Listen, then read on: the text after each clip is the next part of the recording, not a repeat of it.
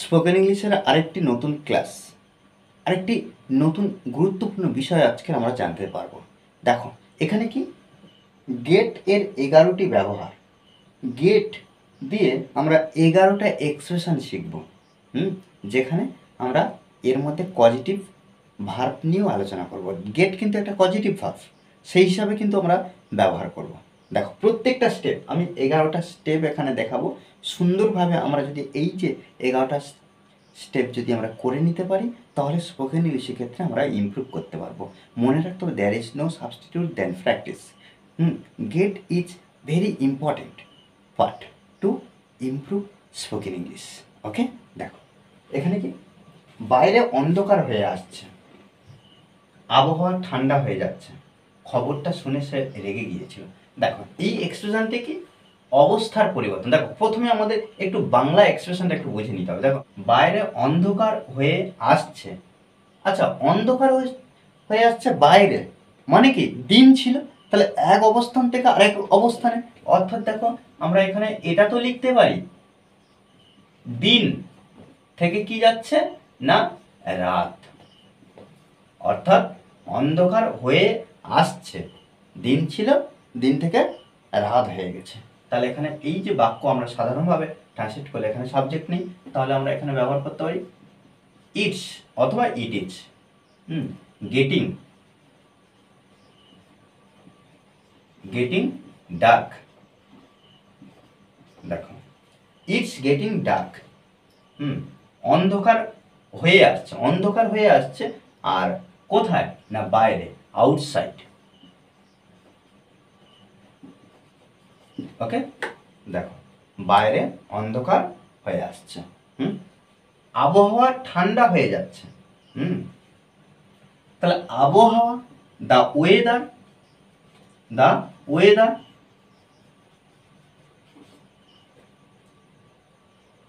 The weather is getting getting ঠান্ডা। তাহলে আগে যা ছিল তার থেকে আরো ঠান্ডা হয়ে যাচ্ছে। তাহলে দেখো আবহাওয়া ঠান্ডা হয়ে যাচ্ছে, তাহলে আগে ঠান্ডা ছিল না, খুব একটা ঠান্ডা ছিল না, গরম ছিল, এটাও আমরা বলতে পারি। ঠিক একই এক অবস্থান থেকে আর এক অবস্থানে গিয়ে যাচ্ছে। তাহলে the weather is getting colder. Okay, খবরটা শুনে সে রেগে গিয়েছিল। সে রেগে গিয়েছিল।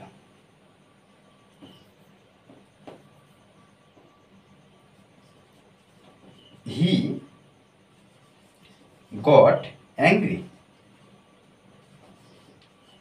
দেখো গেট থেকে গট, দেখো এখানে V2 লিখলাম, কিন্তু আমরা গেটের এখানে ব্যবহার করলাম।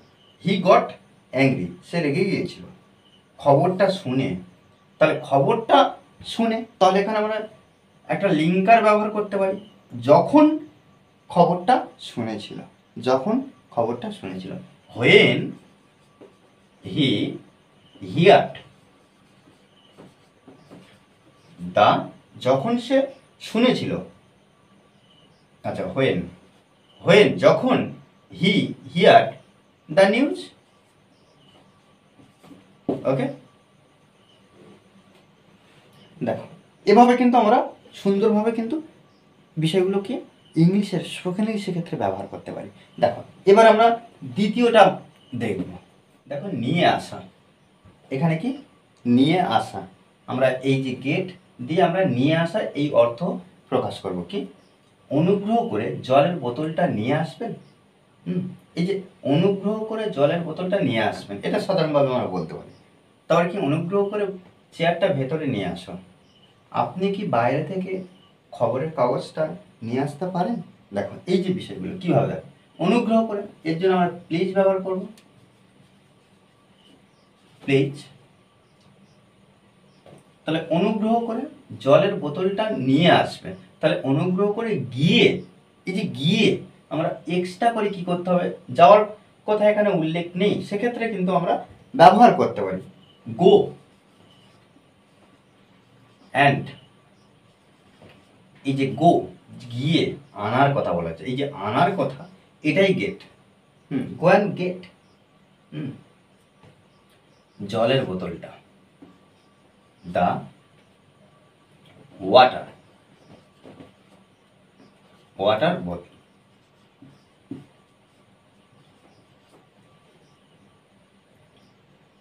অনুগ্রহ করে জলের বোতলটা নিয়ে আসবেন। তাহলে please go and get the water বোতল। আচ্ছা, এখানে একটা যদি আমরা যুক্ত করি যে অনুগ্রহ করে জলের বোতলটা নিয়ে আসবেন ফ্রিজ থেকে, ফ্রিজ থেকে বা বাইরে থেকে, আমরা যেখানে ব্যবহার করি না কেন, সেক্ষেত্রে আমরা কি করব না, এখানে from the fridge, from the fridge.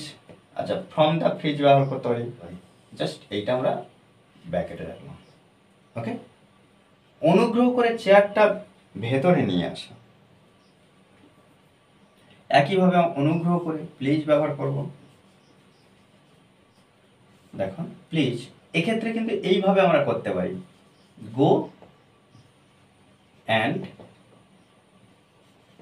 Gate the chair.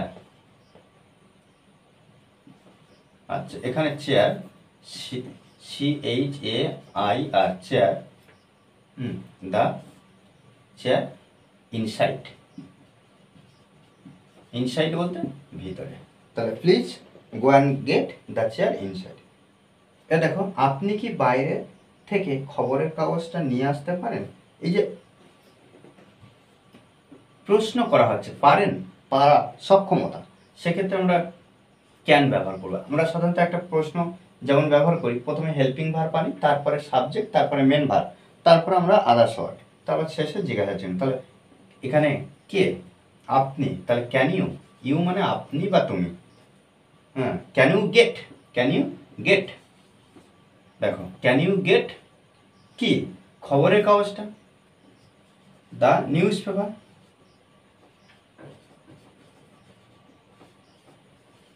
দেখো can you get the newspaper কোথা থেকে? বাইরে থেকে, ফ্রম আউটসাইড।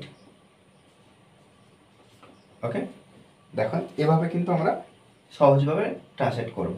তারপর দেখো পরের এখানে দেখো গেট, আমরা এর একটা ব্যবহার করব বুঝতে পারা। আমরা সাধারণত কি গেট বুঝতে পারা ব্যবহার করছি, কিন্তু বুঝতে পারা কি আন্ডারস্ট্যান্ড, এটা ব্যবহার করি, কিন্তু আজকের আমরা এই যে আন্ডারস্ট্যান্ডের জায়গায় আমরা কি করব না গেট ব্যবহার করব। দেখো কিভাবে, আমি নির্দেশাবলী স্পষ্টভাবে বুঝতে পেরেছিলাম, বুঝতে পেরেছি বা বুঝতে পেরেছিলাম পাস্ট টেন্সে। আর গেটের এই যে গেট, গেট এর পাস্ট ফর্ম কি না গট।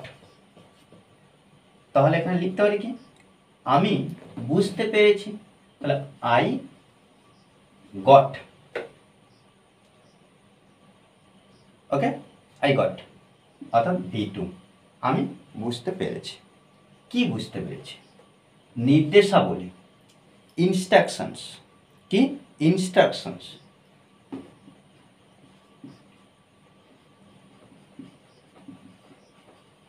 ওকে, ইনস্ট্রাকশনস, নির্দেশাবলী, স্পষ্টভাবে, ক্লিয়ারলি। ওকে, ক্লিয়ারলি মানে স্পষ্টভাবে। তিনি রসিকতা বুঝতে পেরেছিল এবং, আচ্ছা এখানে পেরেছিল, আর এখানে যেহেতু তিনি ব্যবহার করেছি তাই পেরেছিলেন ব্যবহার করতে হয়। তিনি রসিকতা বুঝতে পেরেছিলেন এবং থামতে শুরু করেছিলেন। তাহলে দেখো তিনি, হি অথবা সি ব্যবহার করতে পারি। He got the joke and, এবং থামতে শুরু করেছিলেন, অ্যান্ড স্টার্টেড,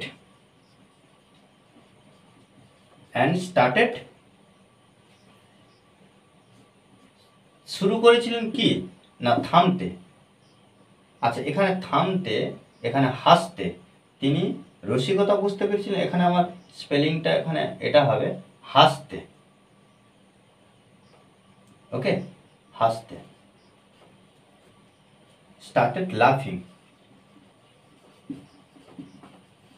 ওকে, তাহলে হি গট দ্য জব, তিনি বুঝতে পেরেছিলেন কি, রসিকতা, অ্যান্ড স্টার্টেড এবং শুরু করেছিলেন লাফিং, হাসতে। বুঝতে পেরে হাসতে শুরু করেছিল। ব্যাস, আমরা সিদ্ধান্তটি পেছনে কারণটা বুঝতে পেরেছিলাম। তাহলে দেখো, আমরা উই গট, আমরা বুঝতে পেরেছিলাম কি, কারণটা, the reason, the reason, reason মানে কারণ, দ্য রিজন। সিদ্ধান্তটি পেছনে, তাহলে behind, behind the decision, the decision. Okay, তারপর দেখো আমরা এবার 4 নম্বরটা দেখব, করিয়ে নেওয়া।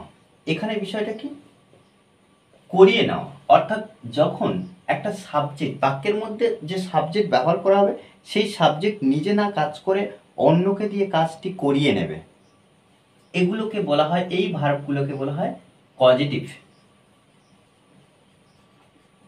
Causative verb. অর্থাৎ নিজে না কাজ করে অন্যকে দিয়ে করিয়ে নেবে।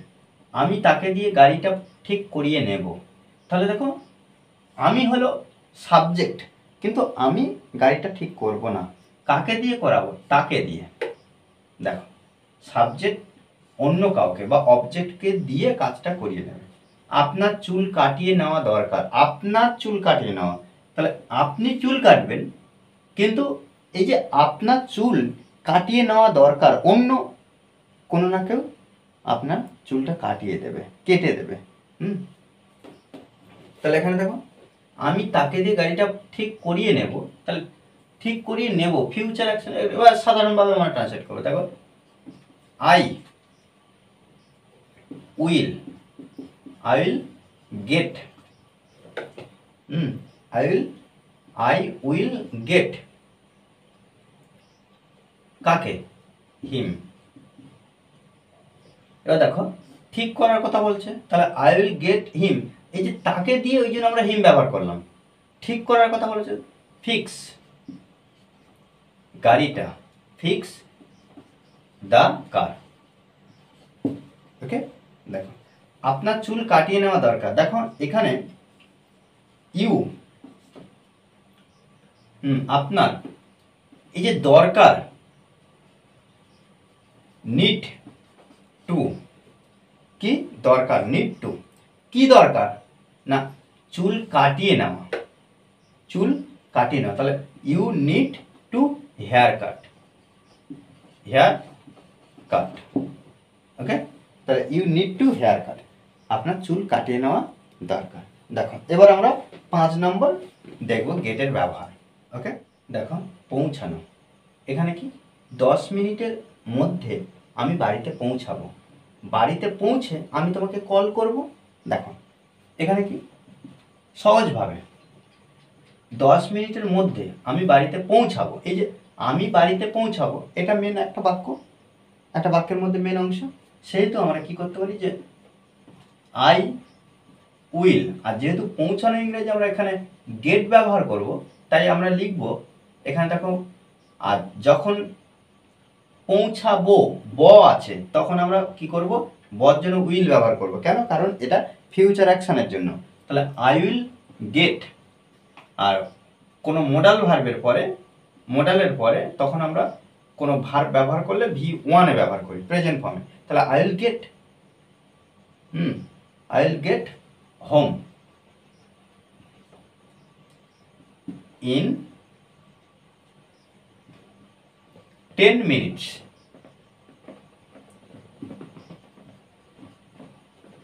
ওকে, 10 minutes। বাড়িতে পৌঁছে আমি তোমাকে কল করব, বাড়িতে পৌঁছে আমি তোমাকে কল করব। তাহলে দেখো, আমি তোমাকে কল করব, তাহলে আই উইল কল ইউ।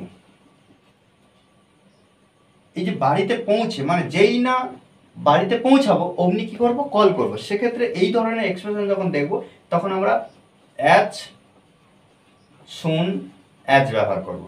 তাহলে I will call you as soon as, এই যে বাড়িতে পৌঁছে।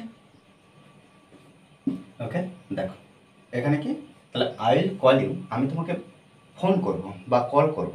আমি কাকে, তোমাকে কল করব যেই নেয়, মানে যখনই কি আই গেট হোম, বাড়িতে পৌঁছাবো। তাহলে এখানে দেখো গেটটা কি, পৌঁছানো অর্থ প্রকাশ করছে। ওকে, এবার দেখো আমরা 6 নম্বরটা দেখো, এখানে পাওয়া অর্থ। তারা তাদের ফলাফল আগামী মাসে পাবে। আমি আমার দল থেকে অনেক সমর্থন পাচ্ছি। দেখো তারা, তাহলে এখানে দেখো আমরা সাধারণভাবে একটা যেমন বাক্য ট্রান্সলেট করি ঠিক তেমনভাবে করব, আর মেন ভার্বের জায়গায় আমরা কি করব, গেট ব্যবহার করব। তাহলে তারা, দে, এই যে পাবে, তাহলে এখানে দে উইল গেট, তারা পাবে, দে উইল গেট, কি পাবে, তাদের ফলাফল, তাদের ফলাফল, দেয়ার রেজাল্ট, দেয়ার রেজাল্ট, তাদের ফলাফল। দেখো দে উইল গেট, তারা পাবে, দেয়ার রেজাল্ট, তাদের ফলাফল আগামী মাসে, তাহলে নেক্সট, নেক্সট মান্থ। ওকে, আমি আমার দল থেকে অনেক সমর্থন পাচ্ছি। তাহলে এখানে আমরা লিখতে পারি তো যে I am getting, I am getting, আমি পাচ্ছি। তাহলে পাওয়া অর্থ আমরা গেট ব্যবহার করছি। তাহলে আই এম গেটিং, আমি পাচ্ছি, প্রেজেন্ট কন্টিনিউয়াসে। আই এম গেটিং, আমি পাচ্ছি কি, অনেক সমর্থন, আ lot of, a lot of, অনেক সমর্থন। এই যে আমি আমার দল থেকে অনেক সমর্থন, তাহলে সমর্থন কি, সাপোর্ট, সাপোর্ট, সাপোর্ট আমার দল থেকে, সাপোর্ট মাই। ওকে, দেখো এখানে দেখো আমরা পাওয়া অর্থে ব্যবহার করলাম। এবার খুঁজে পাওয়া অর্থ আমরা এই এক্সপ্রেশনটা দেখব, কি, খুঁজে পাওয়া। ওকে, তারা চাবিগুলো বিছানার নিচে খুঁজে পেয়েছিল। এই যে খুঁজে পেয়েছিল, বা খুঁজে পাওয়ার বিষয়টা, এটা আমরা গেট ব্যবহার করব। দেখো টেন্স অনুযায়ী কিন্তু আমরা বাক্যের যে এক্সপ্রেশন দেখবো সেগুলো ব্যবহার করতে হবে। দেখো তারা, দে, তারা খুঁজে পেয়েছিল, তাহলে দে গট, গেট থেকে গট, V2, দে গট, তারা খুঁজে পেয়েছিল কি, চাবিগুলো। দা কি, কি মানে কি, চাবি, তাহলে কি এস যুক্ত করে দেবো, চাবিগুলো কোথায়, বিছানার নিচে, under the bed.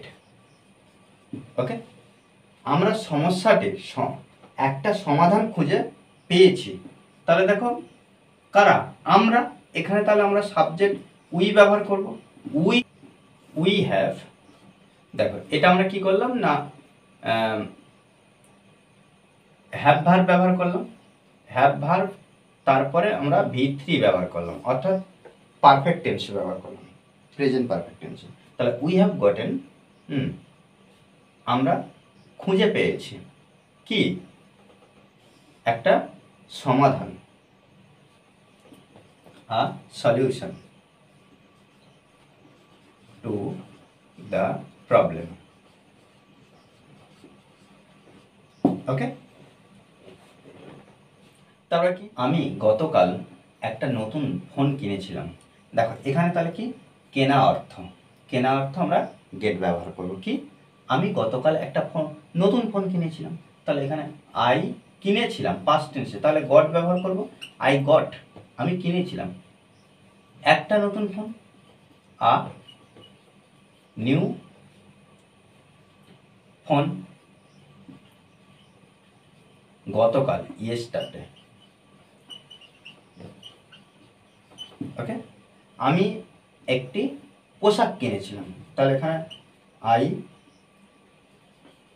Got a dress, আমি কিনেছিলাম কি, আ ড্রেস। ওকে, দেখো এর পরেরটা আমরা দেখি, গত রাতে পুলিশ চোরটাকে ধরেছিল, আমরা শেষ মুহূর্তে ট্রেনটা ধরেছিলাম। দেখো এখানে গত রাতে পুলিশ চোরটাকে ধরেছিল, তাহলে এখানে দা পুলিশ, এই যে ধরেছিল, গট ব্যবহার করব, দা পুলিশ গট দা থিপ। দেখো দা থিপ চোরটাকে, আর গট মানে কি ধরা, তার ধরা অর্থ আমরা গেট ব্যবহার করছি। আর যেহেতু বাক্য অনুযায়ী, বাক্য টেন্স অনুযায়ী আমরা করছি, সেহেতু আমরা ভি টু ব্যবহার করছি, ভি টু পাস্ট টেন্সে। তাহলে the police got the thief গত রাতে, লাস্ট নাইট। ওকে, আমরা শেষ মুহূর্তে ট্রেনটা ধরেছিলাম, তাহলে দেখো উই গট দ্য ট্রেন।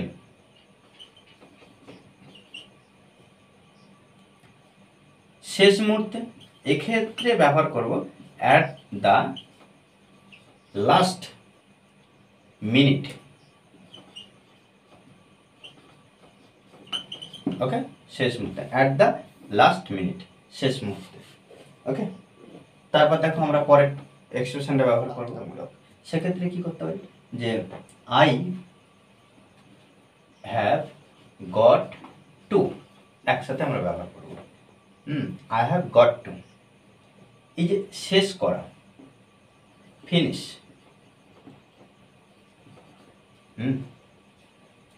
রিপোর্টটা, তাহলে I have got to finish this report, this report. আগামীকালের মধ্যে, বাই টুমরো। ওকে, দেখো এভাবে কিন্তু আমরা ট্রান্সলেট করব। তার একটা বড় পরিবার আছে, দেখো এক্ষেত্রে আমরা এভাবে লিখতে পারি, he got a big family. Okay.